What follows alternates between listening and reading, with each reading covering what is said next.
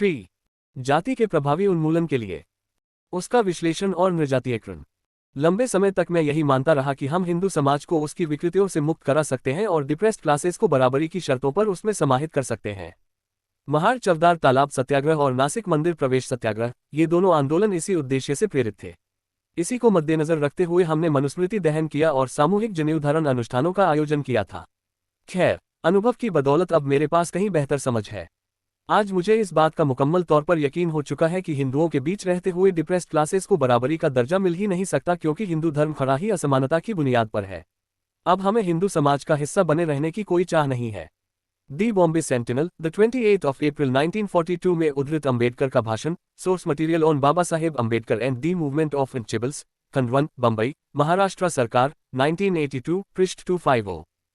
अंबेडकर जितना करने में विश्वास रखते थे, उतने ही वह एक गंभीर चिंतक भी थे।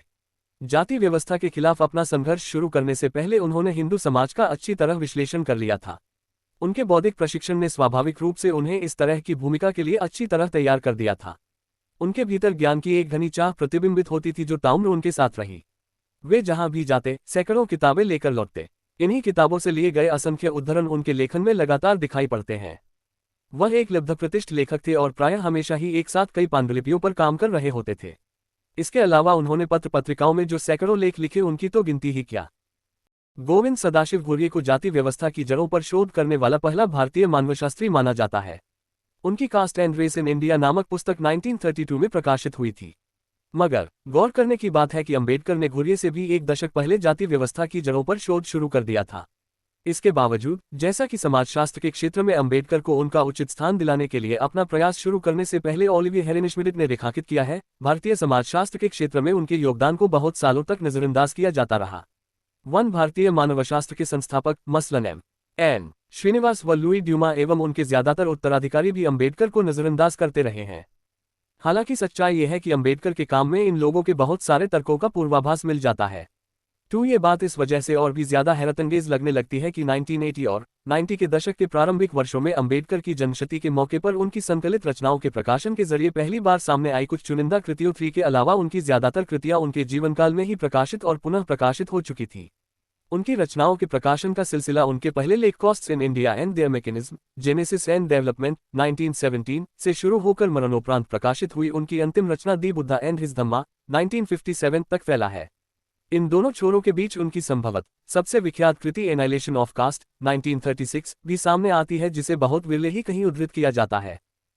अपनी इन तमाम रचनाओं में अंबेडकर ने समानता के अपने संघर्ष को आगे बढ़ाने के वास्ते जाति व्यवस्था की गतिकी को उजागर किया है और छुआछूत के स्रोतों की शिनाख्त की है।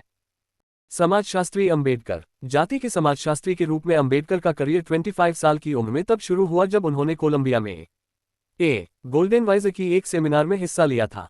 कुछ समय बाद मई 1916 में उन्होंने एक लेक्चर दिया जो अगले साल इंडियन एंटिक्विटी में costs in India, there mechanism, genesis and development शीर्षक से प्रकाशित हुआ। इस पर्चे में उन्होंने जाति का एक सिद्धांत स्थापित करने का दावा किया था। अभी वह जाति की एक मुकम्मल व्याख्या तक नहीं पहुंचे थे और भले ही उनकी अंतर्दृष्टि कितनी भी प्रारंभिक अवस्था में रही हो, उनकी तीक्ष्ण दृष्टि की झलक जरूर मिलने लगी थी। अपने प्रारंभिक दौर से ही अंबेडकर पश्चिमी लेखकों को सीधी चुनौती देने लगे थे, जो अभी तक जाति को नस्लभेदी सिद्धांतों के धरातल पर ही समझने और समझाने में जुटे हुए थे। पश्चिमी चिंतकों का यही मानना था कि आर्यों ने भारत में अतिक्रमण करके यहाँ के द्रविड़ियन समुदायों को गुलाम बना लिया था और उन्हें निचली जातियों की श्रेणी में धकेल दिया था। अंबेडकर का मानना था कि ऐसा सोचने वाले पश्चिमी लेखक जाति की समस्या के मूल कारण के रूप में नस्ल को ही देख पा रहे थे, क्योंकि वे खुद भी रंगभेदी पूर्वाग्रहों में डूबे हुए थे। अंबेडकर का कहना था कि ये लोग सिरे से गलत है, क्योंकि जाति कोई नस्ली परिघटना नहीं है बल्कि एक सामाजिक परिघटना है। अंबेडकर का मानना था कि सगोत्रीय विवाह, मूलतः जाति के भीतर विवाह की व्यवस्था ही जाति का मुख्य आधार है। जैसे जैसे ब्राह्मण अंत केंद्रित होने लगे और उन्होंने अपने समुदाय के बाहर विवाह संबंध बनाना बंद कर दिया, वैसे वैसे जाति व्यवस्था एक संस्थागत रूप लेती गई। यही कारण है कि अंबेडकर ने जाति को एक बंद वर्ग, क्लोज्ड क्लास का नाम दिया। सिख सती प्रथा के प्रचलन और विधवा विवाह पर लगी पाबंदियों की व्याख्या के लिए भी उन्होंने इसी परिघटना का सहारा लिया है और कहा कि ये दोनों प्रथाएं आवश्यकता से अधिक महिलाओं को बुहार कर बाहर फेंकने के लिए बनाई गई हैं, क्योंकि अगर ऐसी महिलाओं को विवाह की छूट दे दी जाएगी तो उन्हें अपनी जाति के बाहर ही विवाह करना पड़ेगा। यौवनारंभ प्यूबर्टी से पहले लड़कियों के विवाह की व्यवस्था भी इसी अंत जातीय शुद्धता को बनाए रखने का एक साधन थी, क्योंकि इससे विधरों को अपनी ही जाति के भीतर पत्नी ढूंढने का रास्ता मिल जाता था। इस तरह के तुलनात्मक रूप से अविश्वसनीय तर्कों के साथ साथ उनकी सघन मेधा और तीक्ष्ण बुद्धि भी दिखाई पड़ रही थी। मिसाल के तौर पर उन्होंने ये तर्क भी दिया कि जाति व्यवस्था समाज पर ब्राह्मणों ने नहीं थोपी है, बल्कि यह इसलिए पैदा हुई है क्योंकि दूसरे सामाजिक समूह भी सगोत्रीय विवाह और दूसरी परंपराओं के लिए ब्राह्मणों की नकल करने लगे थे। यहाँ अंबेडकर गैब्रियल तार्दे से प्रेरित दिखाई देते हैं, जिन्होंने सामाजिक अनुकरण की दो विशेषताएं बताई थी। एक तो ये कि सामाजिक अनुकरण में जो नीचे या अधीन है वही ऊपर वालों की नकल करते हैं, ऊपर वाले कभी नीचे वालों की नकल नहीं करते। और दूसरी बात ये कि दो समूहों के बीच सामाजिक फासला जितना ज्यादा होगा, नकल करने की चेष्टा उतनी ही अधिक होगी। अंबेडकर की राय में जाति का विचार इन दो धारणाओं के माध्यम से ही पूरे समाज में व्याप्त हुआ, और ये दोनों सिद्धांत इसलिए और भी ज्यादा ताकतवर साबित हुए क्योंकि ब्राह्मणों के पास तो लगभग नितांत पावन हैसियत भी थी। अनुकरण या नकल करने की इस प्रक्रिया से ये भी समझा जा सकता है कि कैसे दूसरी जातियां भी सती, बाल विवाह या विधवा विवाह पर पाबंदी जैसी प्रथाओं को अपनाने लगी थी। ये बताते हुए अंबेडकर ने आधुनिक भारतीय अध्ययनों में सबसे प्रचलित अवधारणाओं में से एक अवधारणा संस्कृतिकरण का आधार पेश किया, जिसे एन श्रीनिवास ने 40 साल बाद और पुख्ता तौर पर स्थापित किया। 7 हालांकि संस्कृतिकरण शब्द तो श्रीनिवास ने दिया था, मगर इस प्रक्रिया का ब्योराई एटकिंसन की हिमालयन गजेटियर और एल्फ्रेड लियाल जैसे औपनिवेशिक अधिकारियों के ब्यूरो में भी मिलता है, जिनको अंबेडकर ने जरूर पढ़ा होगा। 8 इसके आगे जाते हुए अंबेडकर ने एमिल सेना, J.C. नेस्फील्ड और डेंजल इबेटसन से लेकर H. रिजले तक कई दूसरे पश्चिमी लेखकों पर भी निशाना साधा। उनका कहना था कि इन लेखकों ने जाति को जातियों की व्यवस्था के भीतर गुंथी एक इकाई के रूप में नहीं, बल्कि एक स्वायत्त इकाई के रूप में परिभाषित किया है। 9 जातियां एक व्यवस्था को रचती हैं, और इसीलिए अंबेडकर के सिद्धांत में ब्राह्मण दूसरे समूहों के लिए नकल का लक्ष्य थे। अंबेडकर ने जोर देकर कहा कि भारत की बेजोड़ समरूपता, दुनिया में कोई ऐसा देश नहीं है जो संस्कृति की एकता के मामले में भारतीय प्रायद्वीप का मुकाबला कर सके। 10 जाति व्यवस्था से ही पैदा हुई है क्योंकि ब्राह्मण समूचे उपमहाद्वीप में फैले हुए हैं। जैसा कि पीछे जिक्र किया गया है, अंबेडकर यह मानते थे कि ब्राह्मण खुद जाति व्यवस्था नहीं थोप सकते थे। 11 इसके विपरीत उन्होंने ये तर्क दिया कि इस तरह का सामाजिक संगठन ब्राह्मणों की श्रेष्ठता और अपनी निम्नता के बारे में दूसरी जातियों के विश्वास से ही अस्तित्व में आ सकता था। 12 यह विश्लेषण न केवल श्रीनिवास के विश्लेषण की बल्कि लुई ड्यूमा द्वारा दी गई जाति व्यवस्था के समग्र चरित्र की अवधारणा की भी पूर्वापेक्षा है। जातियां परस्पर स्वतंत्र रूप से विद्यमान नहीं रहती, बल्कि वे एक व्यवस्था के रूप में ही जीती हैं। यहाँ मूल बात है निचली जातियों द्वारा ऊंच नीच को आत्मसात कर लेना, जो कि इस मान्यता का परिणाम था कि ब्राह्मणवादी मूल्य व्यवस्था सार्वभौमिक रूप से दूसरे समुदायों से श्रेष्ठ है। संस्कृतिकरण की अवधारणा आंशिक रूप से इसी विचार के साथ आगे बढ़ती है। 13 ड्यूमा भी लगभग एक जैविक नजरिए से इस बंदोबस्त को देखते हुए इस उपमा का सहारा लेते हैं। समग्र के सामने समर्पण के माध्यम से जाति खुद को पृथक कर लेती है, जिस तरह भुजा और उदर की कोशिकाएं एक ही शरीर का हिस्सा होते हुए भी एक दूसरे से पृथक ही रहती हैं। 14 उनके विचार में जाति व्यवस्था इसलिए समन्वित है क्योंकि इसके घटक अंग एक दूसरे के लिए पूरक भूमिकाएं अदा कर रहे हैं। ड्यूमा भी ऊंच नीच को नजरअंदाज तो नहीं करते, मगर उसमें वर्चस्व और अधीनता की विशेषताओं, यहां तक कि सामाजिक उत्पीड़न के आयामों तक को भी नजरअंदाज जरूर कर देते हैं। और अंबेडकर इन्हीं आयामों पर सघन विद्रोह के भाव से जोर देते हैं। अपनी तुलनात्मक रूप से परिपक्व रचनाओं, खासतौर से हु वर दी शूद्रास 1947 में अंबेडकर ने जाति व्यवस्था के पीछे मौजूद बुनियादी मान्यताओं का विस्तार से पुनर्विश्लेषण किया है। उन्होंने वैदिक ग्रंथों, खासतौर से ऋग्वेद का व्यवस्थित और तर्कशील ढंग से विश्लेषण किया है, जिसमें उन्हें पुरुष सूक्त के रूप में जाति की उत्पत्ति का मिथक मिलता है। इस मिथक के अनुसार मानव समाज विराट पुरुष के अंगों की बलि से पैदा हुआ है। पुरुष सूक्त के मुख्य छंद के अनुसार उसका मुख ब्राह्मण बन गया, योद्धा क्षत्रिय उसकी भुजाओं से उत्पन्न हुए, उसकी जंघाएं वैश्य बनी, उसके पांवों से सेवक शूद्र पैदा हुए। 15 अंबेडकर इस बात पर जोर देते हैं कि उत्पत्ति की ओल्ड टेस्टामेंट की धारणा के विपरीत यह ब्रह्मांडिकी मानव समाज की उत्पत्ति के लिए किसी व्यक्ति को नहीं समूह को श्रेय देती है। ये एक वर्ग विभाजित समाज के आदर्श का पाठ पढ़ाती है। 16 सबसे बढ़कर ये वर्णों को एक दूसरे का पूरक बनाने लिहाजा समाज के संचालन में मददगार साधन मानती है। मूल रूप से टिकरावमुक्त ऐसे समाज की कल्पना स्वाभाविक रूप से ब्राह्मणवादी दर्शन से हुई है। सामाजिक संबंधों को सूत्रबद्ध करने वाले तमाम संस्कृत साहित्य की तरह विश्वोत्पत्ति के इस दर्शन के रचयिता भी ब्राह्मण थे। वही वर्ण व्यवस्था को एक धार्मिक वैधता प्रदान करते हैं। अंबेडकर इसी योजना के विरुद्ध विद्रोह कर रहे थे, जो कि न केवल वर्गीय संरचना को कुदरती और आदर्श बना देती है, बल्कि इसे पवित्र और दैवी आवरण भी प्रदान कर देती है। 17 उन्होंने पुरुष सूक्त में निहित जैविक तर्क को भी चुनौती दी। अलग अलग वर्गों को शरीर के अलग अलग हिस्सों के समतुल्य बताना कोई संयोग की बात नहीं है। ये एक सोची समझी योजना है। इस योजना के पीछे मकसद ये है कि एक ऐसा फॉर्मूला ढूंढा जाए जो दो समस्याओं को एक साथ हल कर दे। एक, चारों वर्गों के काम तय कर दिए जाए, और दूसरी तरफ एक सुनिश्चित योजना के अनुसार चारों वर्गों का क्रम तय कर दिया जाए। अलग अलग वर्गों को रचयिता की देह के अलग अलग हिस्सों के बराबर रखने का उद्देश्य यही है। देह का प्रत्येक अंग एक वर्ग की श्रेणी तय कर देता है और यह श्रेणीबद्धता वर्गों की भूमिका तय कर देती है। ब्राह्मण को रचयिता के मुख के बराबर रखा जाता है। चूंकि मुंह पूरे शरीर में सबसे सम्मानित भाग है, इसलिए ब्राह्मण भी चारों वर्गों में सबसे सम्मानित हो जाता है। वह वर्गों के क्रम में सबसे सम्मानित है, इसलिए उसे सबसे सम्मानित काम दिया जाता है। उसे ज्ञान एवं शिक्षा के संरक्षक की भूमिका दी जाती है। क्षत्रिय को रचयिता की भुजाओं के समकक्ष रखा जाता है। मनुष्य की भुजाओं और पैरों में से भुजाएं ही मुंह के सबसे निकट आती हैं। लिहाजा क्षत्रिय को ब्राह्मण के ठीक नीचे जगह मिलती है और उसे ज्ञान संरक्षण के बाद दूसरा सबसे सम्मानजनक काम सौंपा जाता है, युद्ध करना। वैश्य को रचयिता की जंघाओं के समकक्ष रखा गया है। हाथ पांवों में जंघाएं भुजाओं के ठीक नीचे आती हैं। फलस्वरूप वैश्य को क्षत्रिय से निचला स्थान मिलता है। उसे उद्यम व व्यवसाय का काम सौंपा जाता है, जो प्राचीन काल में योद्धा के नीचे स्थान पाता था। शूद्र को रचयिता के पांवों के समकक्ष रखा गया है। मानव शरीर में पैर ही सबसे नीचे और सबसे हेय अंग होते हैं। चुनांचे शूद्र को सामाजिक व्यवस्था में भी सबसे निचली पायदान दी जाती है। उसे एक सेवक या टहलुआ के रूप में काम करने का सबसे हीन काम मिलता है। 18 अंबेडकर की नज़र में पुरुष सूक्त एक बिल्कुल अनूठी सामाजिक व्यवस्था की स्थापना करता है, क्योंकि ऐसा और कोई समाज नहीं है जहां सामाजिक वर्गों को अधिकृत रूप से नियत, निश्चित और स्थायी स्थान दिया गया हो और उन्हें ऊपर की ओर बढ़ते सम्मान और नीचे की ओर बढ़ते अपमान के क्रम में श्रेणीबद्ध किया गया हो। 19 व्यवस्था की यह विशिष्टता इसी परतबद्ध असमानता, ग्रेडेड इनइक्वालिटी के दम पर टिकी है, जिसका अंबेडकर अपनी रचनाओं और भाषणों में बार बार हवाला देते हैं। इस बात पर ओलिविये हेरेनश्मिडिट ने भी प्रकाश डाला है।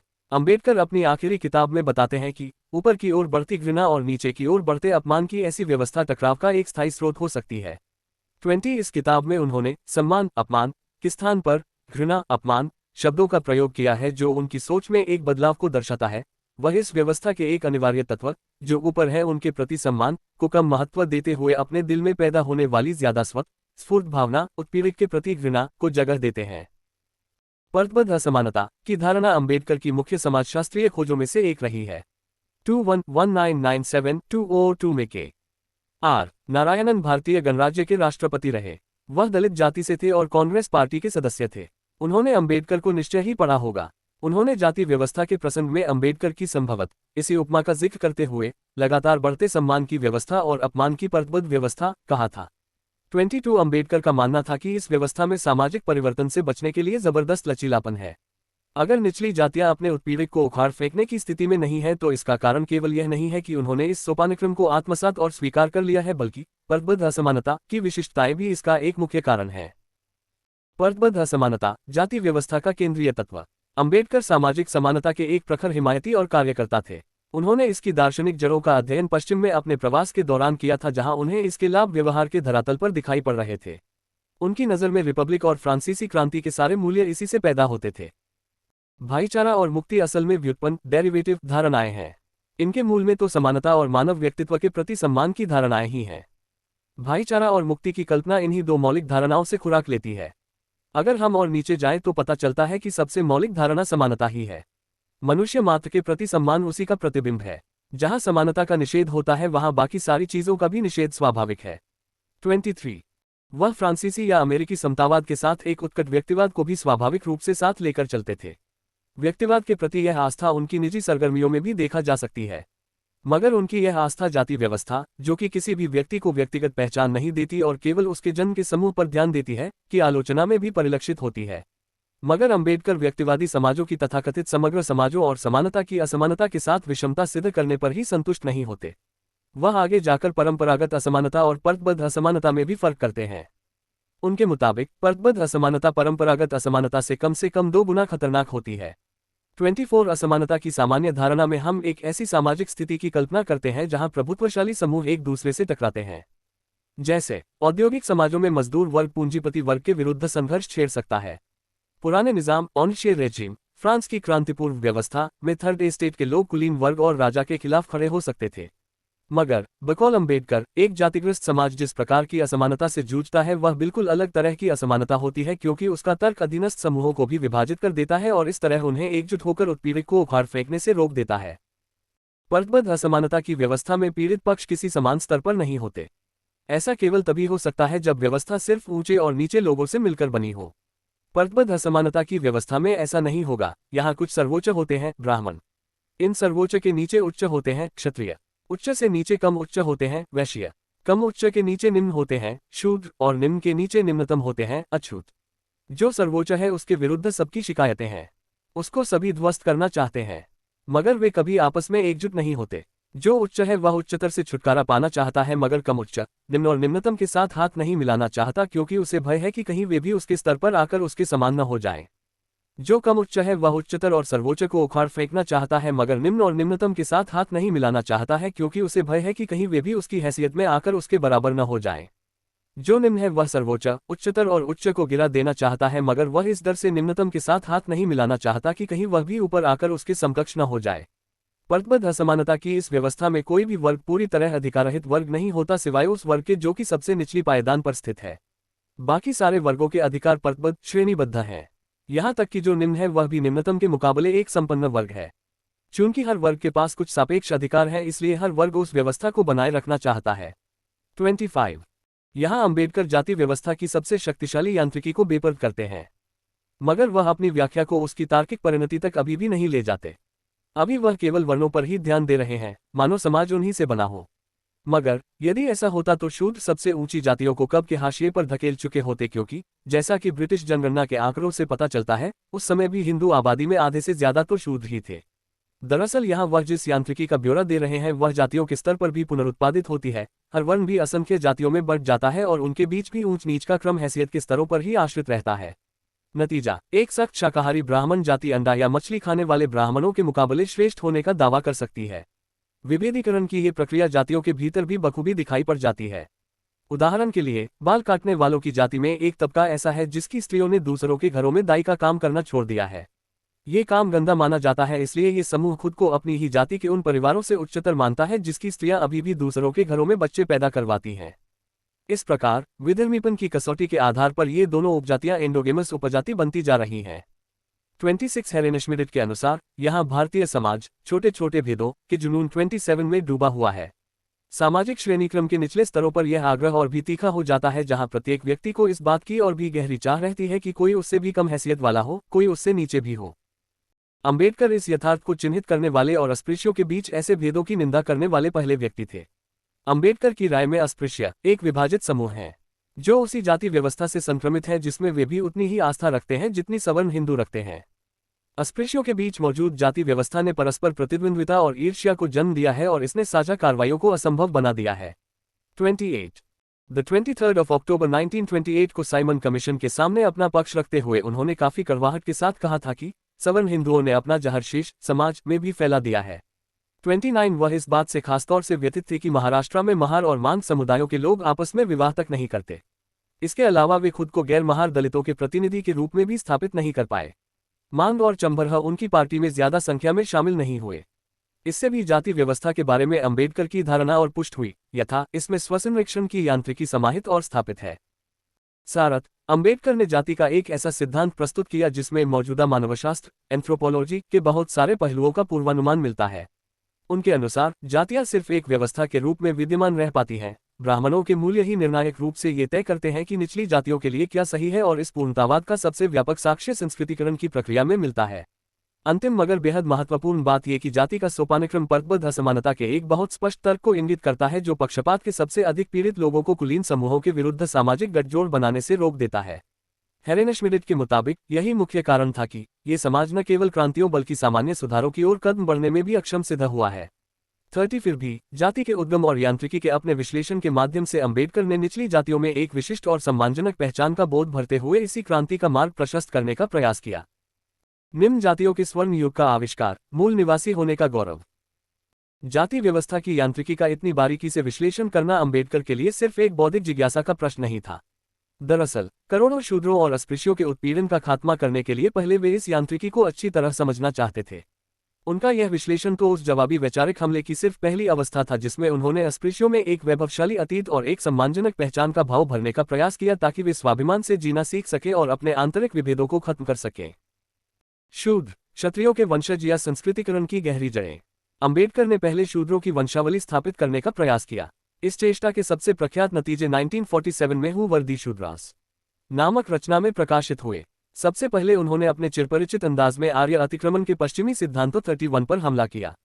उन्होंने धर्मशास्त्रों के अंग्रेजी अनुवाद के दम पर तर्क दिया कि शूद्र ही आर्य थे और लिहाजा वे तीनों उच्चतर वर्णों से संबंधित थे। इसके कुछ साक्ष्य उन्होंने संस्कृत विद डॉक्टर जॉर्ज बोहलर द्वारा किए गए मनुस्मृति के विस्तृत विश्लेषण में भी गिनाए हैं। इस विश्लेषण के अनुसार वैदिक युग में ये प्रावधान था कि अगर किसी शूद्र के पूर्वजों ने 7 जन्मों तक सिर्फ ब्राह्मणों से विवाह किया हो तो 7वीं पीढ़ी में वह ब्राह्मण बन सकता था। 32 इसके अलावा ये शूद्र राजाओं के राज्याभिषेक समारोहों में भी हिस्सा लेते थे। 33 और प्राचीन ग्रंथों के अनुसार अपने तय काफी संपन्न हुआ करते थे। 34 अब यह साबित करना बाकी रह गया था कि शूद्र किस उच्च वर्ग से संबंधित रहे होंगे। अंबेडकर का दावा है कि वे क्षत्रिय वर्ण की एक शक्तिशाली उपजाति से थे जिसमें से प्राचीन युग के कुछ बेहद प्रतिष्ठित और शक्तिशाली राजा भी पैदा हुए। 35 कथित रूप से वे सूर्यवंश के राजा थे। अंबेडकर ने अपने सिद्धांत को इस परिकल्पना के सहारे खड़ा किया कि शुरू से ही वर्णों की कुल संख्या 3 थी और लिहाजा शूद्र काफी बाद में जाकर पटल पर उभरे हैं। उन्होंने तर्क दिया कि यह वर्ण तब पैदा हुआ जब ब्राह्मणों ने कुछ क्षत्रियों को उनकी श्रेणी से अवनत कर दिया था। फलस्वरूप ब्राह्मणों ने उनका उपनयन संस्कार करने से इनकार कर दिया। उपनयन संस्कार में तीनों उच्चतर वर्णों के पुत्रों को जनेऊ पहनाया जाता है और इस तरह वे द्विज की श्रेणी में आ जाते हैं। 36 ब्राह्मणों ने उनका उपनयन करने से इसलिए इनकार किया क्योंकि वे दूसरे क्षत्रियों द्वारा ब्राह्मणों के साथ की गई हिंसा और अपमान का बदला लेना चाहते थे। यहाँ अंबेडकर के जहन में ब्राह्मणों द्वारा शिवाजी को क्षत्रिय मानने से इनकार करने का उदाहरण रहा होगा। 37 बेहद क्षीण ऐतिहासिक साक्ष्यों पर आधारित उनके इस सिद्धांत को इस तथ्य से काफी वैधता मिली होगी कि शिवाजी को भी ब्राह्मणों ने क्षत्रिय का दर्जा देने से इनकार कर दिया था। मराठा कुंभी समुदाय में जन्मे शिवाजी भी दरअसल एक शूद्र थे, मगर उन्होंने तलवार के दम पर सत्ता हासिल की और ब्राह्मणों से निवेदन किया कि वे उनकी एक सम्मानजनक वंशावली तैयार करके उनकी इस नई सामाजिक हैसियत पर पुष्टि की मुहर लगाएं। ये प्रक्रिया संस्कृतिकरण की याद दिलाती है, मगर समाजशास्त्री शूद्रों द्वारा क्षत्रियों के इस तरह अनुकरण को क्षत्रियकरण का नाम देते हैं और इसे संस्कृतिकरण का ही एक रूप मानते हैं। खैर, इससे भी शूद्रों को जाति व्यवस्था और उसकी ऊंच नीच की संरचना से मुक्ति पाने का विकल्प नहीं मिला। हालांकि अंबेडकर ने शूद्रों में एक गौरवशाली इतिहास का एहसास पैदा करने की काफी कोशिश की, मगर यहाँ अंबेडकर का आशय सीमित ही था। शूद्र खुद को एक सोपानिक समाज के घटक के रूप में देखे और अपने से ऊपर के वर्णों की नकल करते हुए अपनी छीन ली गई हैसियत को पाने के लिए कमर कसे। ऐसे हालात में वे जाति व्यवस्था के खिलाफ बगावत के लिए एक अलग पहचान का दावा नहीं कर सकते थे। दिलचस्प बात यह है कि उन्हें अस्पृश्यों की पहचान और इतिहास के अध्ययन में एक बहुत अलग पद्धति ही अपनानी पड़ी। अस्पृश्य प्रताड़ित बौद्ध शूद्रों पर अंबेडकर की किताब आने के अगले साल 1948 में उन्होंने the untouchables who were they and why they became untouchables शीर्षक की एक और किताब प्रकाशित की। एक बार फिर उन्होंने जाति को नस्ल से जोड़कर दिखाने वाले पश्चिमी निष्कर्षों को खारिज किया। 38 उन्होंने पेशेवर विशेषीकरण के अनुसार वर्ण विभाजन की व्याख्याओं को भी खारिज कर दिया, क्योंकि अस्पृश्य समुदाय जो गंदे और दूषित कार्य करते हैं वे तो सभी मानव समाजों में पाए जाते हैं। फिर संसार के दूसरे भागों में ऐसे लोगों को अस्पृश्य क्यों नहीं माना जाता है। 39 यहाँ अंबेडकर की प्रस्तावना बेहद जटिल दिखाई पड़ती है। वह बताते हैं कि सभी आदिम समाज कभी न कभी आक्रमणकारियों से पराजित हो जाते थे। तब विजेता अपने आप को मूल निवासियों से ऊपर स्थापित कर देते थे। इसके बाद सामाजिक विखंडन की प्रक्रिया चलती थी, जिसमें किनारों के समूह या जिन्हें अंबेडकर ने ब्रोकन मैन यानी केंद्र से टूटे लोग कहा है, वे केंद्र से छिटक जाते थे। जनजातीय युद्धों में प्रायः ऐसा होता था कि कोई पराजित कबीला पूरी तरह नष्ट होने की बजाय पराजित व अपदस्थ हो जाता था। ऐसे बहुत सारे मामलों में पराजित कबीला छोटे छोटे टुकड़ों में बिखर जाता था। इसके फलस्वरूप आदिम जमाने में हमेशा ही यहाँ वहाँ भटकते टूटे कबायलियों के समूह हुआ करते थे। 40 जब विजेता सुस्त हो जाते तो वे घुमंतू कबीलों के हमले से अपनी रक्षा के लिए इन्हीं टूटे लोगों पर आश्रित होने लगते थे। अंबेडकर ने इस सिद्धांत का सहारा लेते हुए अस्पृश्यों को टूटे लोगों या मराठी भाषा में दलित का वंशज और इस तरह आर्यों के आक्रमण से पूर्व भारत का मूल निवासी घोषित किया। उनके निष्कर्ष के पीछे अंग्रेजों द्वारा फैलाए गए इस प्राच्यवादी ओरिएंटलिस्ट विश्वास का भी हाथ था, जिसके मुताबिक महारतुनी संदेह यहाँ के मूल निवासी थे ही। उनके नाम की अनुगूंज तो महाराष्ट्र प्रांत के नाम में भी साफ सुनाई पड़ती है। 41 अस्पृश्य ही भारत के आदिकालीन निवासी थे। इस धारणा का गोपालनिक विट्ठलनिक वालनकर भी प्रचार करते आ रहे थे। वालनकर एक भूतपूर्व सैनिक थे जो फुले से प्रभावित थे। उन्होंने 1886 में पहली महार एसोसिएशन 42 का गठन किया था। इस एसोसिएशन का मुख्य उद्देश्य था ब्रिटिश सेना में अपनी जाति के लोगों को ज्यादा से ज्यादा संख्या में भर्ती कराना। नीचे देखें। अंबेडकर के अनुसार, जिनकी पहली पत्नी खुद वालनकर की संबंधी थी, ने कहा कि जब बुद्ध ने 6ठी शताब्दी ईसा पूर्व अपने उपदेश देना शुरू किया तो ये टूटे लोग ही बुद्ध के सबसे समर्पित अनुयायी बने थे। जब शेष समाज ब्राह्मणों के दबाव में पुनः हिंदू धर्म में लौट गया तो भी वे लोग बौद्ध ही बने रहे। इससे अंबेडकर ने 2 निष्कर्ष निकाले। इससे पता चलता है कि अस्पृश्य ब्राह्मणों को अपवित्र क्यों मानते हैं, उन्हें पूजा पाठ के लिए क्यों नहीं बुलाते और उन्हें अपने घरों में प्रवेश तक क्यों नहीं करने देते। इससे यह भी पता चलता है कि क्यों टूटे लोगों को भी अस्पृश्य माना जाने लगा। टूटे लोग ब्राह्मणों से इसलिए घृणा करते थे क्योंकि ब्राह्मण बौद्ध धर्म के शत्रु थे, और ब्राह्मण टूटे लोगों पर अस्पृश्यता का शाप इसलिए थोप देते थे क्योंकि वे बौद्ध धर्म को छोड़ने के लिए तैयार नहीं होते थे। 43 अंबेडकर के लिए बौद्ध धर्म के साथ टूटे लोगों का ये संबंध ही इस बात को स्पष्ट करने के लिए पर्याप्त नहीं था कि ब्राह्मणों ने अस्पृश्यों को पदावनत क्यों कर दिया था। लिहाजा उन्होंने टूटे लोगों के खानपान को इस तर्क का एक पूरक कारण बताया। टूटे लोगों ने शाकाहारी बनने से इनकार कर दिया, वे गाय का मांस खाते रहे, जबकि ब्राह्मणों ने गाय को एक पवित्र पशु बना दिया था। 44 अस्पृश्यता के उद्गम के बारे में अंबेडकर की व्याख्या शूद्रों के बारे में दी गई उनकी व्याख्या से भिन्न थी। अंबेडकर ने शूद्रों को भूतपूर्व क्षत्रिय बताया था और कहा था कि वे वर्ण व्यवस्था के भीतर ही अपने अतीत की हैसियत को पुनः प्राप्त कर सकते हैं। यहाँ संस्कृतिकरण का तर्क सजीव हो उठता है। इसके विपरीत अस्पृश्यों को उन्होंने बौद्धों का वंशज बताया, जो खुद को जाति व्यवस्था के बाहर और बौद्ध धर्म के समतामूलक स्वरूप के कारण जाति के तर्क के विरुद्ध एक पृथक पहचान के रूप में देखते थे। अस्पृश्य एक जमाने में बौद्ध थे। इस प्रस्थापना से अस्पृश्यों की सामाजिक गोलबंदी की विपुल संभावनाएं पैदा होती थी। इससे उन्हें एक उचित समतामूलक जातीय पहचान मिलती थी, जो उन्हें उपजातियों में विभाजन और भौगोलिक बिखराव की सीमाओं से परे जाने में मदद देती थी, क्योंकि दलित पूरे भारत में फैले हुए हैं और अलग अलग क्षेत्रीय परंपराओं और संस्कृतियों से भी संबद्ध हैं। इस प्रकार अंबेडकर जाति के सिर्फ एक ऐसे सिद्धांत पर ही नहीं रुके जो परतबद्ध असमानता के विचार पर खत्म होती थी, बल्कि उन्होंने एक ऐसी अस्पृश्य परंपरा की भी खोज कर दी जो सामाजिक असमानता को खत्म करने में भी मददगार साबित हो सकती थी। अगर अस्पृश्य खुद को भूतपूर्व बौद्ध मान लेते तो अपने आंतरिक विभेदों पर विजय पाने और समूची व्यवस्था के खिलाफ एक नृजातीय समूह के रूप में मिलकर खड़े होने के लिए बेहतर स्थिति में आ जाते।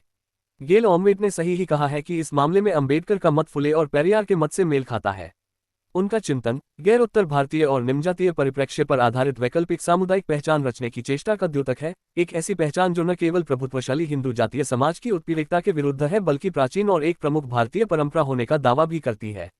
45 मूल निवासी की धारणा ने अंबेडकर के सिद्धांत में एक अहम भूमिका अदा की है। उनका कहना था कि अगर मुसलमानों ने हिंदू भारत का अतिक्रमण किया तो इससे बहुत पहले बाहर से आए ब्राह्मणों ने बौद्ध भारत का अतिक्रमण करके उस पर अपना कब्जा जमा लिया था। ऑमवेट मानती हैं कि इस सब में एक नस्ली नृजातीय तत्व है, जिसमें अंबेडकर कुछ हद तक अपने नायकों को गैर आर्यों के रूप में देखने की कोशिश करते हैं। 46 अंबेडकर द्वारा अस्पृश्यों को एक सम्मानजनक और पृथक पहचान प्रदान करने की चेष्टा से भी पहले, जो कि दी अनचेबल्स में दिखाई पड़ती है, राजनीतिक रूप से वह 20 के दशक से ही विभिन्न माध्यमों से संस्कृतिकरण को चुनौती देने लगे थे। संस्कृतिकरण का विरोध कैसे करें? जब अंबेडकर ने बॉम्बे प्रेसिडेंसी के राजनीतिक धरातल पर दस्तक दी तब ब्राह्मण विरोधी आंदोलन पर सत्यशोधक समाज का वर्चस्व था। उस जमाने के अस्पृश्य संगठन अभी भी संस्कृतिकरण के तर्क से अभिभूत थे। अनार्य दोष परिहारक मंडल यानी अस्पृश्यता के कलंक को मिटाने के लिए गठित संगठन इनमें सबसे पुराना था, जिसकी स्थापना 1886 में जी.वी. वालनकर ने की थी। 47 इसके 2 साल बाद उन्होंने भारत का पहला अस्पृश्य समाचार पत्र विताल विध्वंसक अनुष्ठानिक प्रदूषण का विनाशक का प्रकाशन शुरू किया था। वालनकर जाति व्यवस्था को नष्ट तो करना चाहते थे, मगर साथ ही वह ये दावा भी कर रहे थे कि महार दरअसल पुराने जमाने के क्षत्रिय ही हैं। फुले 48 की भांति उनका भी ये स्टैंड उस दौर के निम्नजातीय विचारकों में संस्कृतिकरण के दबाव और स्वीकार्यता को दर्शाता है। वालनकर ने महाराष्ट्र की भक्ति परंपरा की जीवंतता पर जोर देते हुए ब्राह्मणों को चुनौती भी दी। इसे फिलिप कॉन्स्टेबल ने भक्ति समतावाद का नाम दिया है। वालनकर के अनुयायियों में महार और चंबरह दोनों जातियों के लोग थे, इसलिए वह इन दोनों जातियों में एकल भक्ति संस्कृति का प्रसार करना चाहते थे। 49 संकीर्ण पंथ केंद्रित समाधानों का सहारा लेकर अस्पृश्यों की मुक्ति की ऐसी चेष्टाएं केवल आत्मघाती ही हो सकती थी, क्योंकि वालनकर असल में हिंदू संस्कृति का कोई विकल्प पेश नहीं कर रहे थे, वह इसके भीतर ही खड़े थे। फिर भी आर्य दोष परिहारक मंडल की स्थापना महारों को एक पृथक पहचान प्रदान करने की पहली चेष्टा तो थी ही। यहीं से आने वाले दौर में आम्बेडकरवाद का मार्ग प्रशस्त होने लगा था।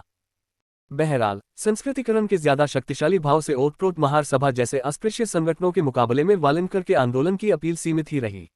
1906 में नागपुर में गठित महार सभा शिक्षा के प्रसार पर जोर देती थी और संस्कृतिकरण के सिद्धांतों के अनुसार महारों के सामाजिक आचार के शुद्धिकरण का प्रयास कर रही थी।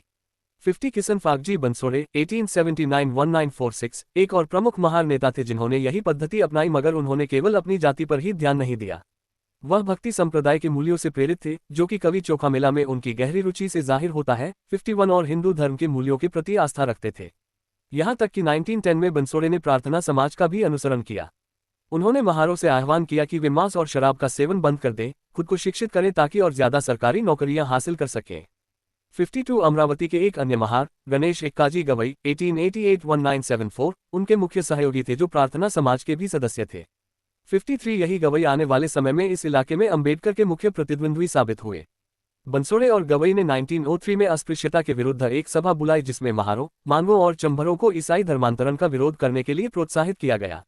उन्हें नसीहत दी गई कि वे मांसाहार या शराब से दूर रहें और खुद को शिक्षित करें।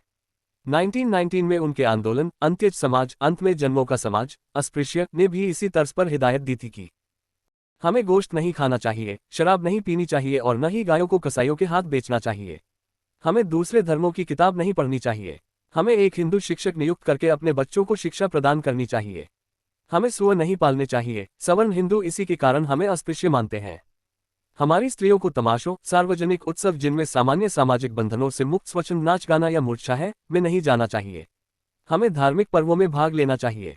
54 जे गोखले ने कहा है कि बंसोड़े या गवई के क्रियाकलापों का संस्कृतिकरण की अवधारणा के माध्यम से विश्लेषण नहीं किया जा सकता, क्योंकि इसमें ऐसा आशय बहुत कम दिखाई देता है कि अस्पृश्य किसी उच्चतर अनुष्ठानिक हैसियत की चाह रखते हों, बल्कि ये हिंदू सुधारकों की परंपरा के जैसा दिखाई देता है, जो आह्वान कर रहे थे कि हिंदू समाज में सामाजिक संबंधों के लिए जाति का कोई महत्व न रहे और साथ ही इस बात को भी नकारते थे कि जाति हिंदू धर्म का अभिन्न अंग है। उदाहरण के लिए बंसोड़े ने प्रार्थना समाज के माध्यम से सवर्ण हिंदुओं के साथ अपने घनिष्ठ संबंध बनाए रखे और आजीवन वह इस बात पर जोर देते रहे कि अस्पृश्यों की नियति हिंदू धर्म और हिंदू समाज के साथ अविभाज्य रूप से जुड़ी हुई है। 55 मेरे विचार में अस्पृश्यों की नियति को हिंदू धर्म और हिंदू समाज की नियति के साथ इस तरह जोड़कर दिखाना दरअसल इस बात को दर्शाता है कि बंसोड़े अस्पृश्यों को एक पृथक समूह के रूप में देखने और संस्कृतिकरण में अपनी आस्था के चलते उनमें एक नई पहचान का बोध भरने में विफल रहे। उनका मानना था कि उच्च जातीय मूल्यों द्वारा संचालित समाज व्यवस्था के एक समर्पित अंग के रूप में अस्पृश्यों को उनके वाजिब स्थान पर ही रखना चाहिए। अस्पृश्यों को ऊंची जातियों की कसौटियों के अनुसार अपने शुद्धिकरण के लिए प्रेरित करते हुए बंसोड़े और गवई दरअसल संस्कृतिकरण की ही जड़ों को सींच रहे थे। वे खुद को ब्राह्मणवादी मूल्य व्यवस्था से मुक्त करने के स्थान पर उन मूल्यों का और ज्यादा अनुगमन करते दिखाई दे रहे थे। 56 राजनीतिक रूप से बंसोड़े और गवई पूना के कांग्रेसी नेता भी जी तिलक के समर्थक थे, जिनकी समाज सुधारों के बारे में अपनी कथनी और करनी में भारी फर्क था। 57 इन लोगों ने समाज सुधारों के हिमायती विठल रामजी शिंदे और नारायण राव चंदावरकर जैसे सवर्ण हिंदुओं से भी हाथ मिलाया। विठल रामजी शिंदे मराठा थे और प्रार्थना समाज व कांग्रेस से जुड़े हुए थे 58, जबकि चंदावरकर ब्राह्मण थे। 1906 में उन्होंने डिप्रेस्ड क्लासेज मिशन की स्थापना की थी, जिसकी गतिविधियों में पाठशालाओं का निर्माण और अंतर्जातीय भोज जैसे कार्यक्रम भी शामिल थे, जो कई उच्च जातीय सुधारकों के संरक्षण भाव की याद दिलाते थे। 59 एक इतिहासकार होने के नाते शिंदे ने भी अस्पृश्यता की जड़ों पर विस्तार से विचार किया था। वे उन शुरुआती गैर ब्राह्मण विचारकों में से थे जिन्होंने ये तर्क दिया कि अस्पृश्य दरअसल एक जमाने के बौद्ध धर्मावलंबी थे और सवर्ण आक्रमणकारियों के हाथों पराजय से पहले महाराष्ट्र पर उन्हीं का शासन हुआ करता था। 61 दौर में अंबेडकर भी उनसे प्रेरित रहे, मगर जल्दी ही वह शिंदे से फासला रखने लगे और सवर्ण सुधारवाद को उन्होंने खारिज कर दिया। 61 बंसोड़े और गवई न केवल शिंदे जैसे सुधारकों के साथ अपने संबंधों की बदौलत बल्कि इसलिए भी अंबेडकर से दूर रहते थे क्योंकि उन दोनों का फोकस केवल महारों तक ही सीमित था। वैसे तो उन्होंने 1915 में डिप्रेस्ड क्लासेज एसोसिएशन और 1920 में अखिल भारतीय बहिष्कृत परिषद का गठन भी किया, शिंदे के साथ अपने संबंध बनाए रखते हुए, मगर 1924 में उन्होंने एक महार कॉन्फ्रेंस का भी आयोजन किया, जिससे पता चलता है कि वे अभी भी इसी जाति पर ज्यादा ध्यान दे रहे थे। 62 अंबेडकर ने अखिल भारतीय बहिष्कृत परिषद में हिस्सा लिया और उसके मंच से शिंदे के प्रयासों की कड़ी आलोचना भी की। 63 जैसा कि गेल ओमवेट ने रेखांकित किया है, बंसोड़े और गवई ऐसे नेताओं की पीढ़ी का प्रतिनिधित्व कर रहे थे जो हिंदूवादी समेकन के एक ऐसे मॉडल की हिमायती थी जिसमें संस्कृतिवादी सुधार और भक्ति परंपरा की धार्मिक जड़ों का आह्वान भी शामिल था और जिसे राष्ट्रवादियों और हिंदू सुधारकों, यहां तक कि रूढ़िवादियों का समर्थन भी हासिल था। दूसरी तरफ अंबेडकर ने अंतर्विरोध को व्यक्त करने वाली और ब्राह्मणवादी एवं भक्ति धार्मिक परंपराओं को खारिज करने वाली विचारधारा के साथ दलित स्वायत्तता पर जोर दिया। 64 कुल मिलाकर ओमवेट का विश्लेषण तर्कसंगत प्रतीत होता है, मगर यह अंबेडकर के सार्वजनिक जीवन के उस प्रारंभिक दौर को नजरअंदाज कर देता है जहां वह कई लिहाज से भक्ति परंपरा द्वारा प्रेरित आंदोलनों के वंशज दिखाई देते हैं, और इससे भी बढ़कर जहां वह कुछ समय तक खुलकर संस्कृतिकरण के कुछ आयामों को अपनाने की ओर प्रवृत्त दिखाई देते हैं। हिंदू सामाजिक धार्मिक व्यवस्था के उग्र नकार की ओर बढ़ना तो वह 1920 के दशक में शुरू करते हैं। अंबेडकर संस्कृतिकरण से व्यवस्था के नकार तक 1924 में यानी इंग्लैंड से हमेशा के लिए लौटने के कुछ ही समय बाद अंबेडकर ने बहिष्कृत हितकारिणी सभा का गठन किया 65, जिसे डिप्रेस्ड क्लासेज इंस्टीट्यूट के नाम से भी जाना जाता है। बलूता व्यवस्था का कानूनन उन्मूलन भी इसके उद्देश्यों में से एक था। 66 साथ ही उसने महारों को वतनदार के रूप में अपने अधिकारों के लिए आवाज उठाने में भी मदद दी। 67 अंबेडकर ने मूकनायक के स्थान पर 1927 में बहिष्कृत भारत नामक नया अखबार निकालना शुरू किया। बहिष्कृत भारत के माध्यम से भी वतन व्यवस्था के उन्मूलन का अभियान चलाया गया। 1920 में बॉम्बे प्रेसिडेंसी की लेजिस्लेटिव काउंसिल में नियुक्त किए गए पहले अस्पृश्य सदस्य डी वोल्ट ने कुछ साल पहले इसी मकसद से काउंसिल में एक विधेयक भी पेश किया था। 68 मुख्य रूप से महारों के जीवन से संबंधित वेतन व्यवस्था के मामले में सक्रियता और पदाधिकारियों में महारों की संख्या अनुपात से ज्यादा 69 होने के बावजूद बहिष्कृत हितकारिणी सभा कोई जातीय संगठन नहीं थी। जैसा कि इसके नाम से संकेत मिलता है, ये सभी अस्पृश्यों के हितों की रक्षा के लिए बनाई गई संस्था थी। इसमें चंबरों और धोरों को भी प्रतिनिधित्व मिला हुआ था। 70 शिक्षा एका संगठन इसका ध्येय वाक्य था। यहाँ प्राथमिकताओं का क्रम भी महत्वपूर्ण है क्योंकि इससे शिक्षा के माध्यम से समाज सुधारकों की आकांक्षाओं का पता चलता है। फुले की सारी चेष्टाओं और अंग्रेजों द्वारा खोली गई विशेष शालाओं के बावजूद अस्पृश्यों के लिए उपलब्ध शिक्षा की हालत बहुत खस्ता थी। इसी के चलते सुधारकों को अस्पृश्यों की शिक्षा पर अपने प्रयास केंद्रित करने की प्रेरणा मिलती थी। इन्हीं हालात में शिंदे ने बंबई में अस्पृश्यों के लिए आरक्षित पाठशालाओं का नेटवर्क तैयार किया, जिनमें 1916 तक लगभग 500 विद्यार्थी पढ़ रहे थे।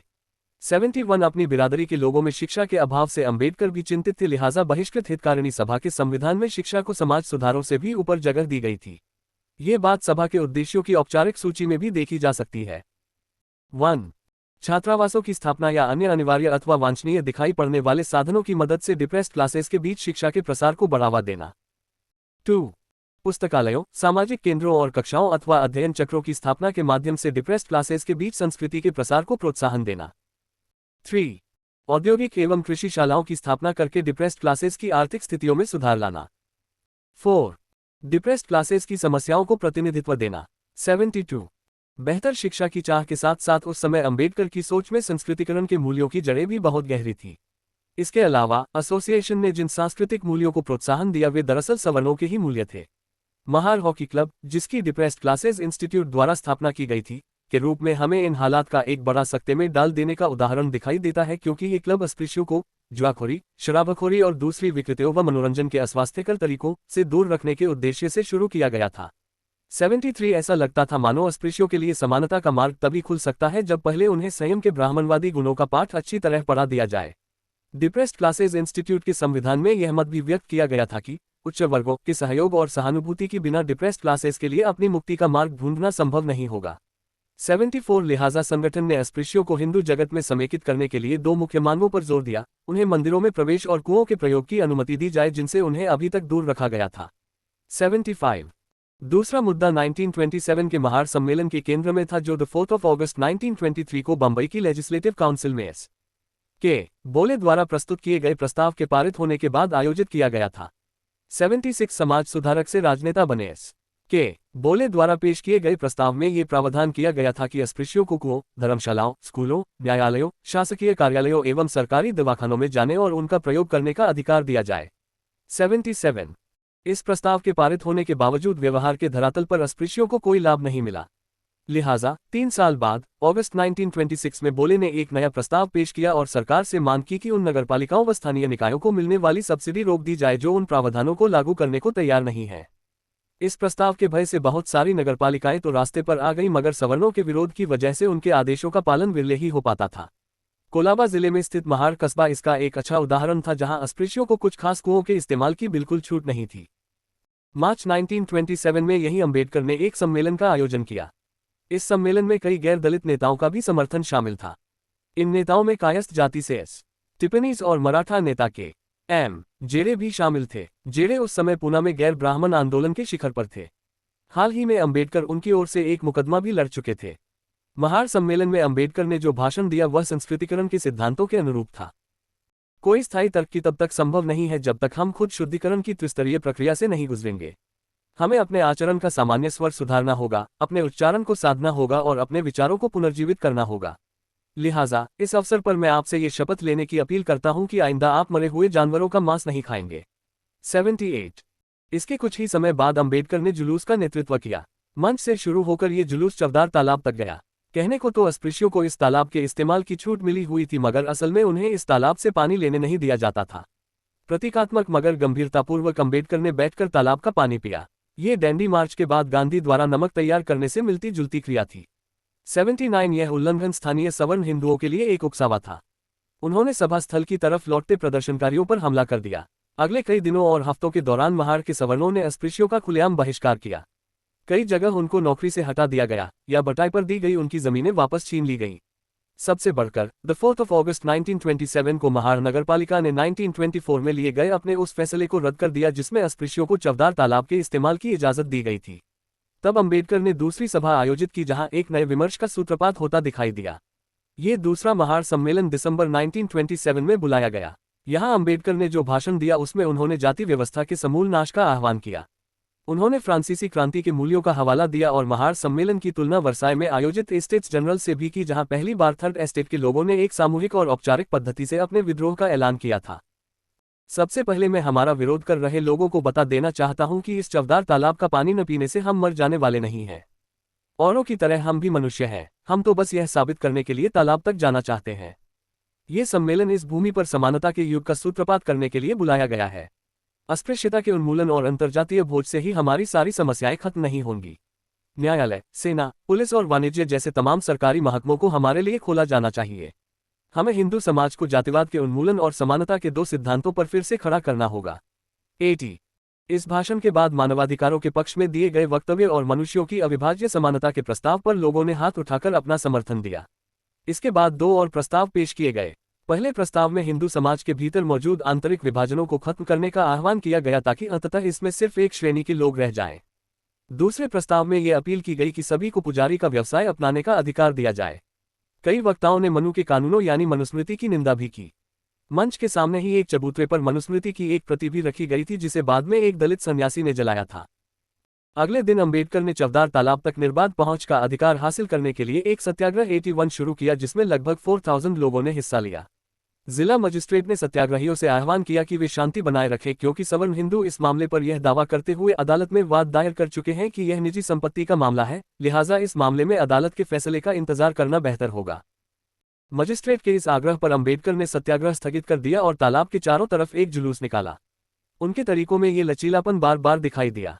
विवादों को हाथों हाथ हल करने की बजाय मामले को न्यायालय के विचाराधीन छोड़ देने में भी उन्हें कोई ऐतराज नहीं होता था। इस बदलाव में अंबेडकर की वैधानिकता, यहां तक कि संवैधानिकता में अंबेडकर की आस्था का संकेत मिलता है। इस खास मामले में अदालतों ने 1937 में उनके फैसले को जायज ठहराया था। हिंदू धर्म से विच्छेद कैसे हो? 1920 के आखिर तक अंबेडकर संस्कृतिकरण के तर्क से खुद को दृढ़तापूर्वक मुक्त कर चुके थे और उन्होंने जाति व्यवस्था को पूरी तरह नकार दिया था। इतना ही नहीं, वह इससे भी एक कदम आगे गए और उन्होंने भक्ति परंपरा द्वारा सुझाए गए मार्ग को भी खारिज कर दिया। 1920 में शुरू किए गए उनके अखबार मूक नायक के शीर्षक के नीचे तुकाराम के एक दोहे को जगह दी गई जिसमें कहा गया था कि किस तरह ब्यावास, सरल लोगों को ही अवमानना का दोषी ठहरा दिया जाता है। मगर अंबेडकर ने साधु सन्यासियों की पूजा से उनके अनुयायियों पर पड़ रहे हानिकारक प्रभावों पर निश्चय ही बहुत तेजी से कार्रवाई की। प्रमुख त्योहारों के दौरान वह तीर्थ स्थानों पर जाते और अस्पृश्यों से मिलकर उन्हें हिंदुओं के साथ सहयोग न करने के लिए प्रेरित करते। यहाँ तक कि उन्होंने विठोबा मंदिर में चोखोबा, एक और दलित सन्यासी, की पूजा के लिए पंढरपुर जाने की अपनी पत्नी की इच्छा को भी ठुकरा दिया था क्योंकि वह जानते थे कि उन्हें मंदिर में प्रवेश ही नहीं करने दिया जाएगा।